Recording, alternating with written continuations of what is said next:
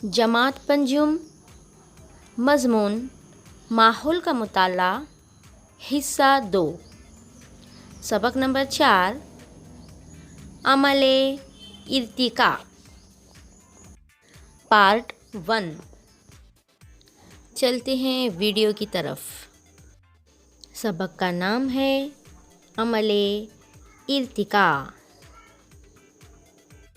तो चलिए बच्चों, अमले इर्तिका इस सबक के क्या क्या पॉइंट्स हैं हम देखते हैं। नज़रिए इर्तिका, जानवरों के इर्तिका के मराहिल, इंसान नुमा बंदर। ये 3 पॉइंट के तहत हमें मालूमात हासिल करनी है। सबसे पहले हम समझेंगे नज़रिए इर्तिका। इर्तिका का आम मफहूम यानी क्या मतलब होता है इर्तिका का, कि मुसलसिल लगातार चलने वाली धीमी रफ्तार से होने वाली तब्दीली है। इर्तिका यानी तब्दीली, ऐसी तब्दीली जो लगातार होती रहती है और धीमी रफ्तार से होती रहती है। अब इसमें क्या होता है, जिंदा या जी हयात यानी जो जानदार होते हैं उनकी ज़िंदगी के इर्तिका के नज़रिए की वजाहत इसमें की जाती है। यानी जो जानदार हैं, जो जी हयात हैं, जो ज़िंदा हैं, उनके तरक्की की मंजिलें इसमें हमें पता चलती हैं। जानदार अपने माहौल में होने वाली तब्दीलियों से जुड़े रहने और अपने वजूद को बाकी रखने की कोशिश करते रहते। जानदार लगातार कोशिश करते हैं कि अपने वजूद को वो क्या कर सके, किसी भी तरह से कायम कर सके। अगर कभी वो ऐसी कोशिश नहीं करेंगे तो क्या होगा, उनका वजूद खतरे में पड़ जाएगा, उनका वजूद ख़त्म हो जाएगा।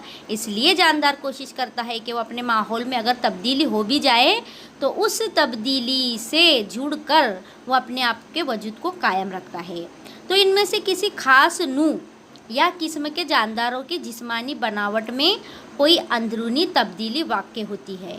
अब देखिए, माहौल में तब्दीली होने पर क्या तब्दीली हुई, जानदारों की अंदर अंदरूनी तौर पर तब्दीली हुई। बहुत ज़माने के बाद ये तब्दीली इसी नू के जानवरों की अगली नस्ल में मौरूसी तौर पर मुंतकिल होती है।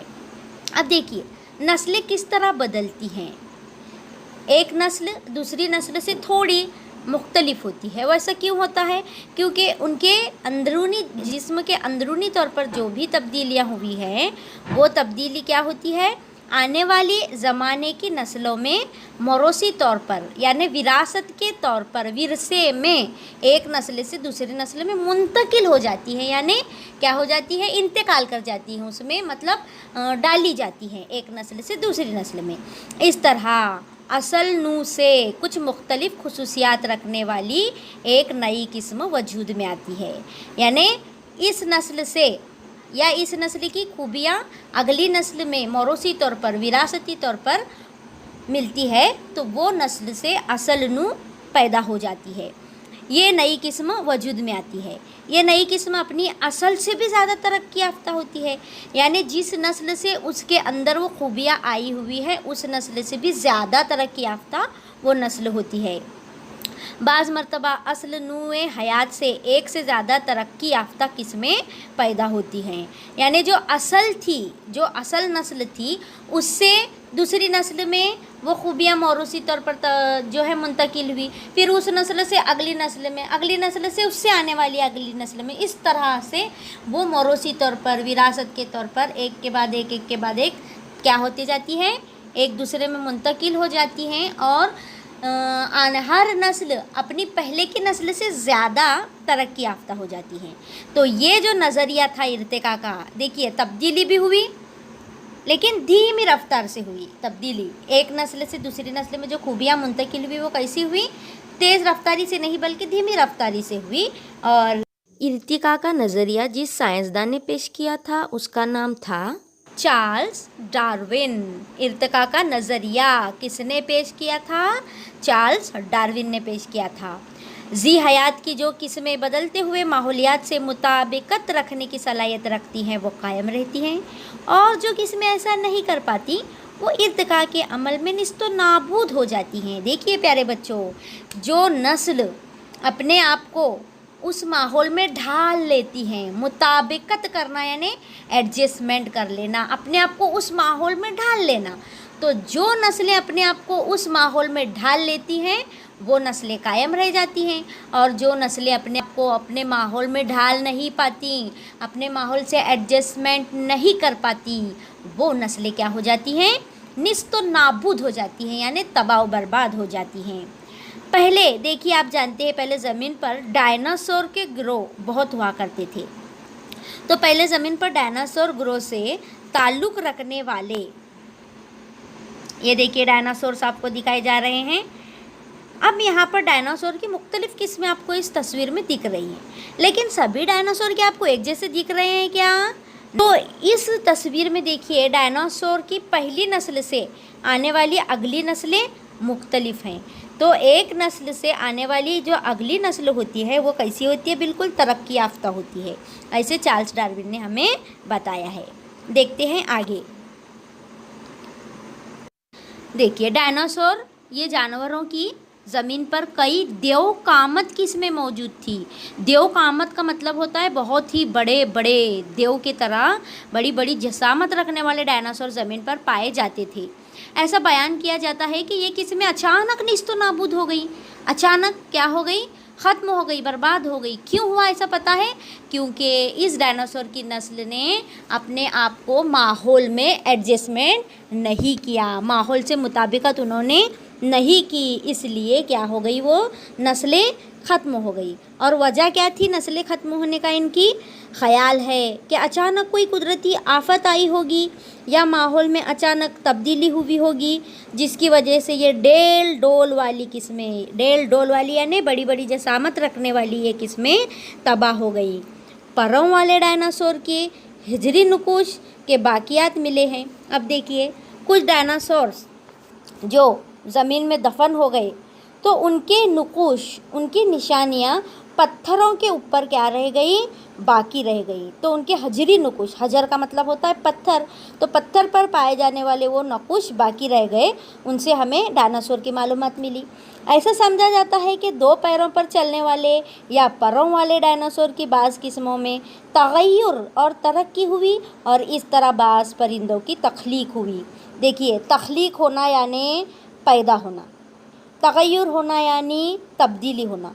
साइंसदानों का क्या मानना है, देखिए ज़रा ध्यान दीजिए, क्या मान रहे हैं साइंसदान कि जो दो पैरों या परों पर उड़ने वाले जो डायनासोर थे उनकी नस्लों से परिंदे क्या हुए, तख्लीक हुए, यानी उनके बाद जो नस्लें आई, क्योंकि पर वाले डायनासोर जो आसमान में उड़ सकते थे, उन परों वाले डायनासोर की अगली नस्ल क्या बन गई, परिंदे बन गए, या उनकी नस्ल से क्या बनी, परिंदों की तख्लीक हुई, ऐसा इनका मानना है। ये देखिए ये डायनासोर का ढांचा दिख रहा है हमें, ये परों वाले डायनासोर की ख्याली तस्वीर है, देख रहे हैं।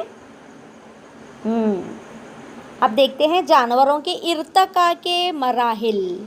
मराहिल यानी स्टेप्स, क्या स्टेप्स हैं उनके तरक्की के, इर्तका के।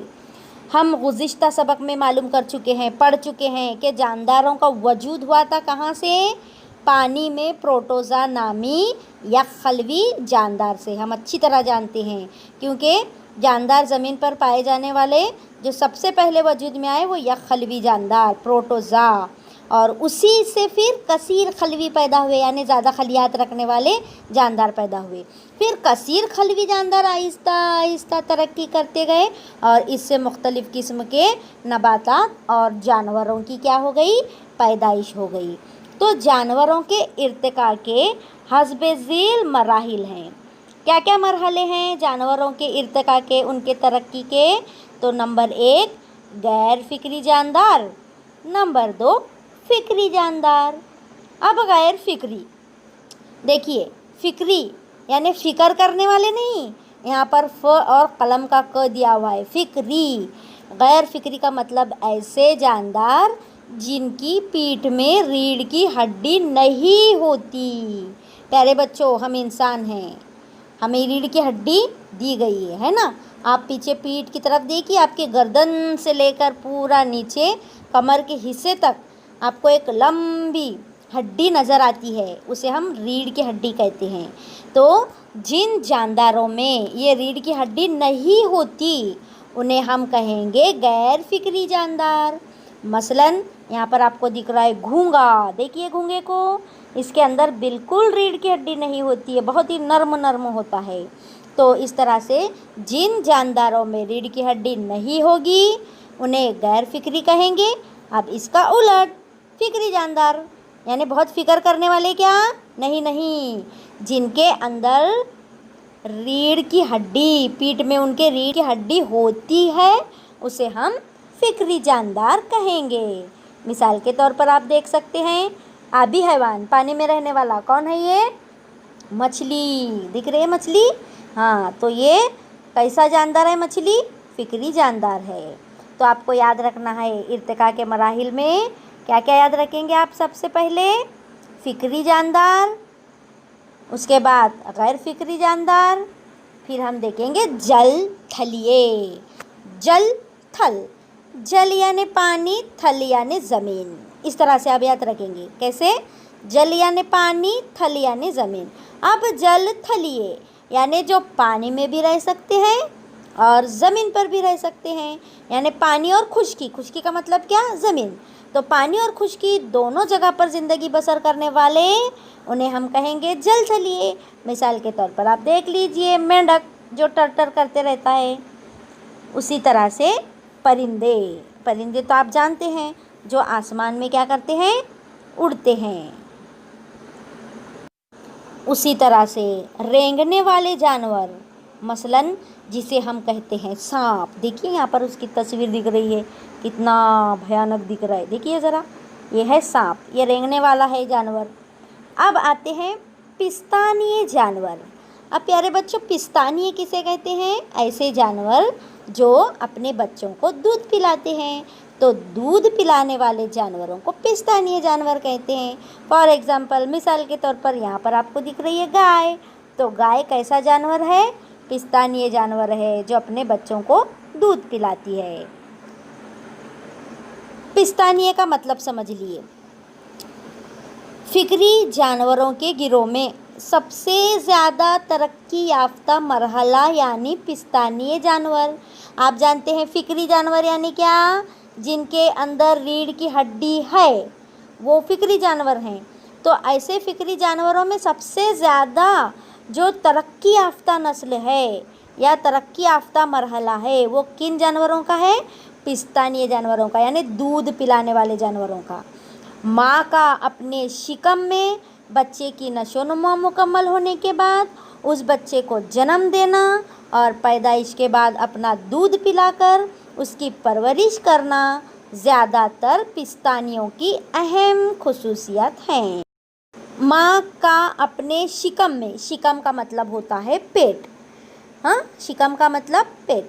तो इन जानवरों में माँ जो होती है वो अपने बच्चे को अपने पेट में, अपने शिकम में उसकी नशोनुमा मुकम्मल होने के बाद उसे जन्म देती है और जन्म देने के बाद, पैदाइश के बाद उन्हें अपना दूध पिलाकर उनकी परवरिश करती है। तो ये पिस्तानिया जानवरों की बहुत ही ख़ास अहम खुसूसियत है। अब इसमें से आप देखिए, ये जानवर देखिए कैसा है? प्लेटिपस कहते हैं इसको, बतख नुमा चोंच वाला पिस्तानिया। हाँ, किस तरह का दिख रहा है? इसकी चोंच बतख की तरह है और इसका नाम है प्लेटिपस। आपने जो है वो जानवर वाला जो एनिमल प्लानेट चैनल होता है ना, उसमें आपको ये बहुत सारे जानवर दिखाई देते हैं। तो ये जो प्लेटिपस मैंने आपको बताई हूँ, वो बतख जैसी चोंच रखने वाला पिस्तानिये, और नीचे देखिए आपको ये अजीब सा जानवर, इसको क्या कहते हैं मालूम है? मूरखोर। मूर यानी चींटियाँ। ज़मीन के अंदर जहाँ जहाँ चींटियाँ होती हैं वो अपनी लंबी ज़ुबान से चींटियों को क्या करता है? खा जाता है, इसलिए इसे मूरखोर कहते हैं। मोरखोर नहीं है वो, मूरखोर यानी चींटियाँ खाने वाला। एंट ईटर, एंट का मानी होती है चींटी, ईटर, ईटर यानी खाता है वो, ईट यानी खाना, एंट ईटर यानी चींटियों को खाने वाला। इसका नाम क्या है? एंट ईटर, मूरखोर, चींटियों को खाने वाला। और इसका नाम क्या है? प्लेटिपस, बतख नुमा चोंच रखने वाला प्लेटिपस और चींटियों को खाने वाला मूरखोर। अब ये जो दोनों हैं, इन पिस्तानिये और मूर्खोर एंट ईटर की बास किस्में इससे मुस्तशना है, क्योंकि ये जानवर पिस्तानिये होने के बावजूद अंडे देते हैं। देखिए इन दोनों की खास बात क्या है, ये दूध भी पिलाते हैं और अंडे भी देते हैं, यानी पिस्तानिये तो है ही और क्या करते हैं, अंडे भी देते हैं। अब है इंसान नुमा बंदर। इंसान नुमा बंदर यानी इंसान से मुशाबा बंदर, यानी इंसान की तरह दिखाई देने वाला बंदर, इसे ही ऐप बंदर कहते हैं। बंदर की पहली किस्म, पहली नस्ल जो आई वो है ऐप बंदर। ये हमेशा याद रखेंगे आप, ऐप बंदर से जो है इंसान नुमा बंदर या ऐप बंदर से ये जो है इंसान का वजूद हुआ ऐसे कहा जाता है। तो ये ऐप बंदर आपको अच्छी तरह याद रखना है, क्योंकि आने वाले 5वें सबक में, 6ठे सबक में वहाँ भी कहीं ना कहीं इसका जिक्र आपको मिलेगा। इसलिए आप ध्यान से सुनिए कि इंसान नुमा बंदर इंसान से मुशाबा है, उससे मिलता जुलता है, इसे ही ऐप बंदर कहते हैं। बंदरों की इस किस्म का बसेरा ज़्यादातर कहाँ हुआ करता था, ऐप बंदर कहाँ बसते थे, दरख्तों पर ही बसते थे। जिन ऐप बंदरों की किस्मों का बसेरा दरख्तों पर था, उनकी बुनियादी शक्ल व सूरत बंदर ही की तरह कायम रही, लेकिन इनमें की बास किस्में घास के इलाकों में दरख्तों की बजाय ज़मीन पर गुज़र बसर करने पर मजबूर हो गई और ये किस्में तरक्की करती गई। देखिए सबसे पहले जो ऐप बंदर था वो कहाँ रहता था, दरख्तों पर रहता था और वहीं पर दरख्तों पर ही उसका सब कुछ गुज़र बसर चलता था।